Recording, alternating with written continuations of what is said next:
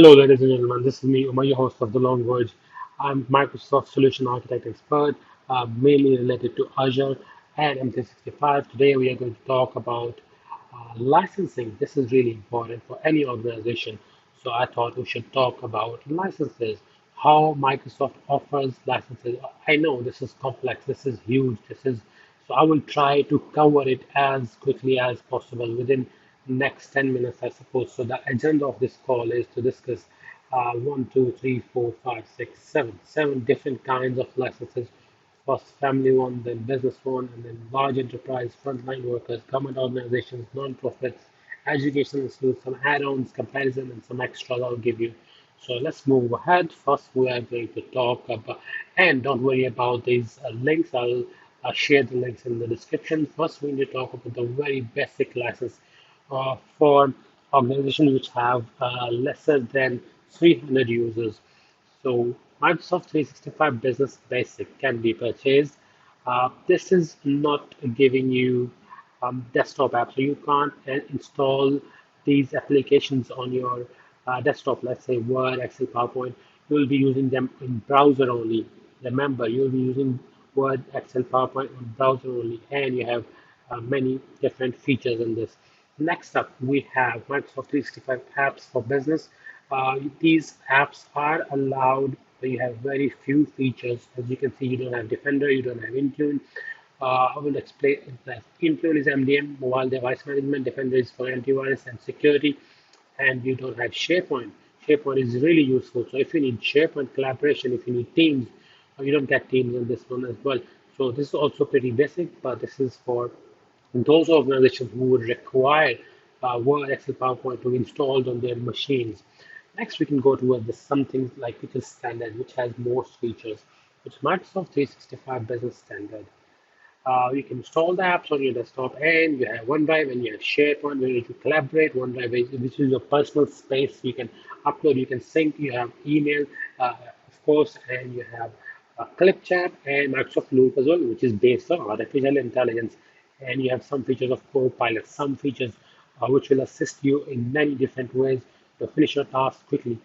For home, for home, I would not recommend it buying home editions because this is family members 2 to 6. This is yearly, and it's hardly being used.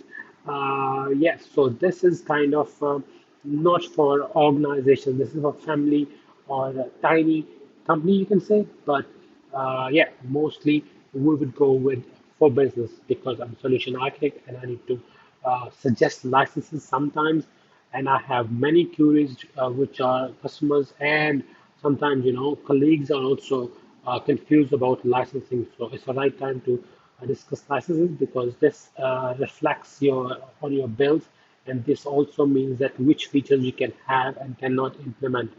All right, so this is for yeah. Next to we go towards Microsoft 365 Business Premium. Now we are going towards Premium, middle and medium and small size organizations with all the features which comes with standard. Plus you get identity and access management, you get cyber threat protection, and you get add-ons of Copilot as well.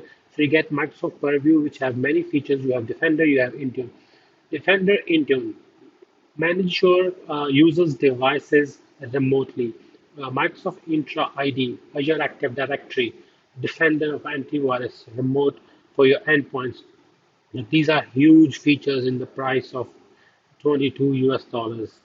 Now, next up, if you're a bigger organization, you need more people to collaborate. So you need to go towards on this link, which is for enterprise.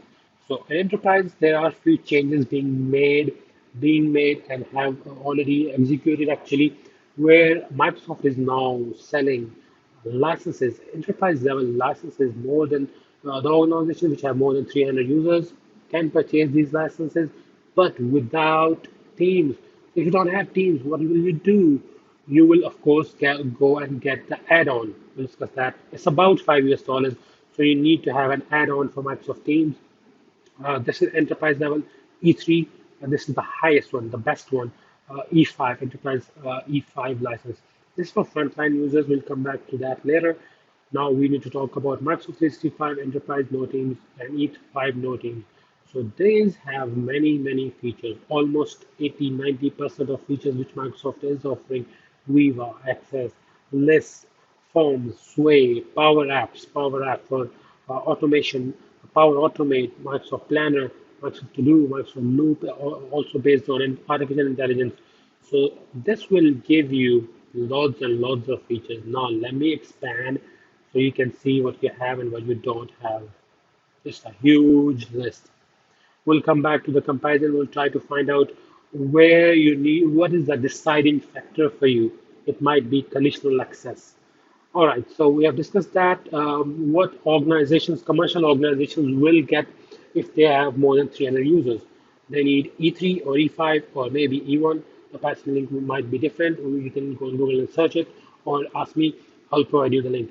The next level is a little bit lesser, enriched with features is Office 365. So don't get confused. This O365 is different than M365. M365 is more powerful with more features. All right.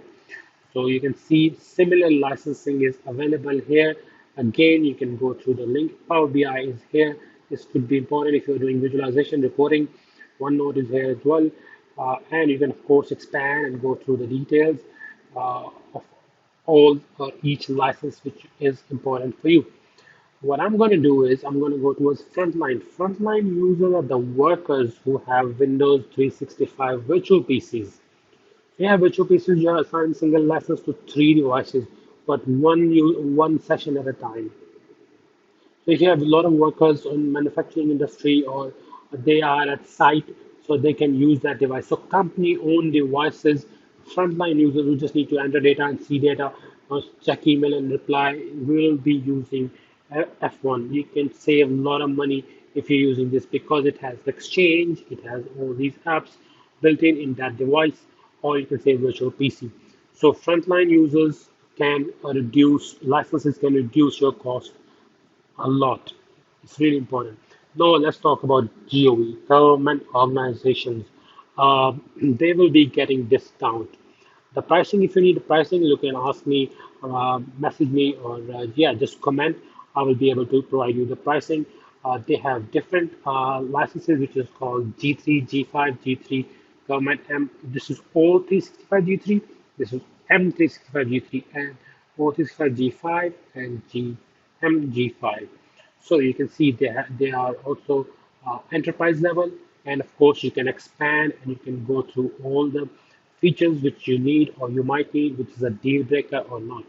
Now, the main important task after one few seconds, non-profit organizations, so charity or let's say some churches I've seen they have they need to get approval for government.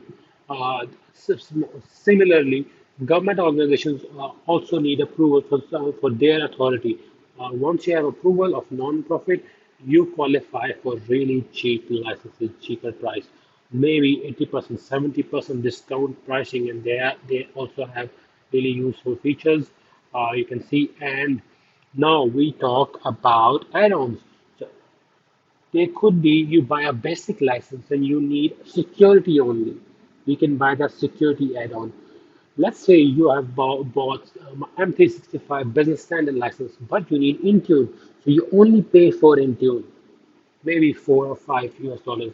So your total cost will not go up. You don't need whole security. You just need Intune, which is important for your mobile device management, encryption, or you can say delete it, block it if it's company owned.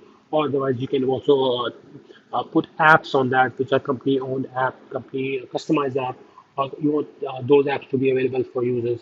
All right, next, now the main important part comes in. Comparison. How do you compare quickly which license is right for your organization? Let's say your organization have about 900 users and they want to use um, conditional access where policies, security policies, you want to check the compliance of the device, where it is coming from, which IP address, which region, how many times the user has been signing in, trying to enter wrong credentials, right credentials, MFA, multi-factor authentication is enabled or not. This is really important. These are a few first steps of security in your organization. Let's go ahead. I will pull up the sheet. This sheet is available on Google. You can search Microsoft Enterprise Licenses Comparison. It will give you the PDF. I have downloaded it, and I'm going to show you here. Let's say I need MFA. I need my multi-factor authentication for every user who signs in should get a multi-factor authentication, second factor of authentication. So multi-second, all right, multi-factor authentication is available in M365 E3, E5, E5 security. It is available in E1 and E3 and E5 as well.